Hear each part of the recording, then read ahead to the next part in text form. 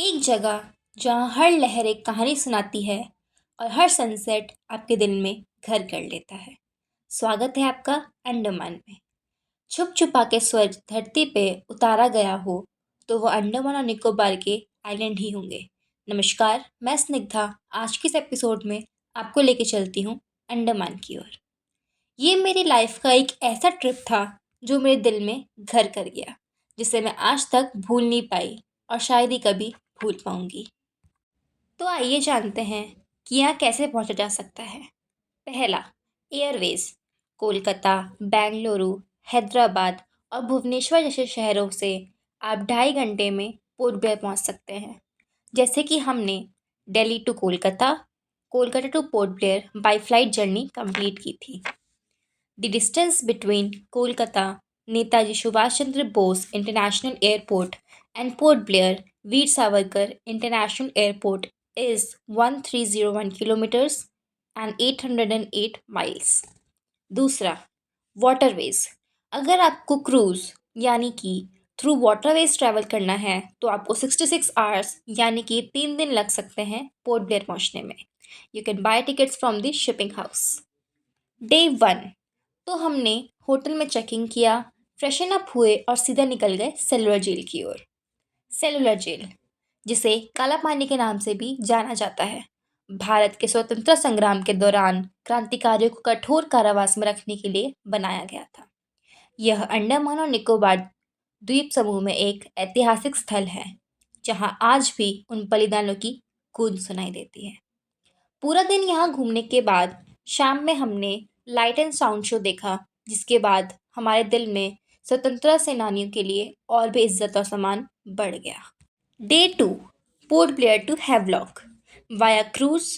Port Blair से हमने 4.5 our में हैवलॉक तक की दूरी तय की। हमारा सफ़र काफ़ी रोमांचक रहा। समुद्री लहरों के साथ नाचते गाते हम पहुंच गए हैवलॉक, जिसे अब स्वराज द्वीप के नाम से जाना जाता है। After reaching the destination, we checked in our pre booked Havelock seaside resort. यहाँ tree house, cottages and mini bungalows भी अवेलेबल हैं। रात में यहाँ के नज़ारा कुछ ऐसा प्रतीत होता है जैसे चंद्रमा और समुद्र का मिलन हो रहा हो। यहाँ की एक खास बात है, सुबह 5 बजे भी आपको कड़ी धूप मिल जाती है। हम सुबह उठते और बीच की ओर वॉक के लिए निकल गए। हमारा मिनी बंगलो के सामने ही पूरा विशाल समुद्र दिखाई पड़ता था। After breakfast we went to our next destination, Radhanagar beach. It is famous for its white sand, turquoise water, and stunning sunsets. It was named Asia's best beach by Time magazine. We enjoy a lot.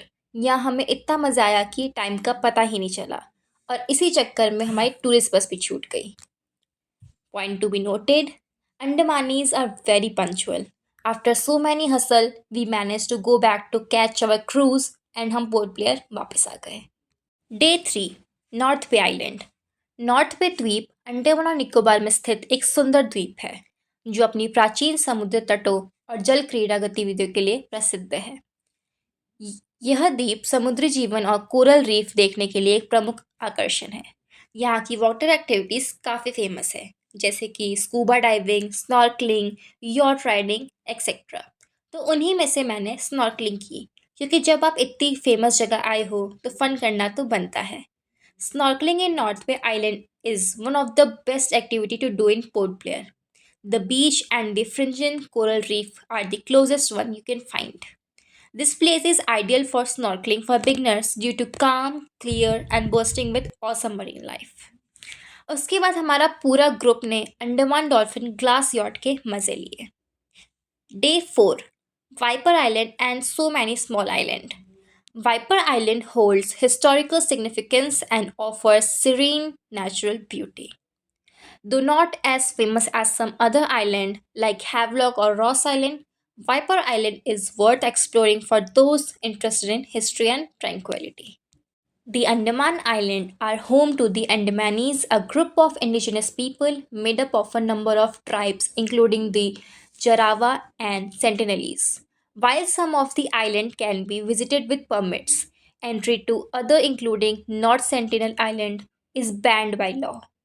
The Sentinelese are generally hostile to visitors and have had little contact with any other people. The Indian government had and Coast Guard protect their right to privacy. The Andaman Nicobar Island trip must be in your bucket list. Thank you.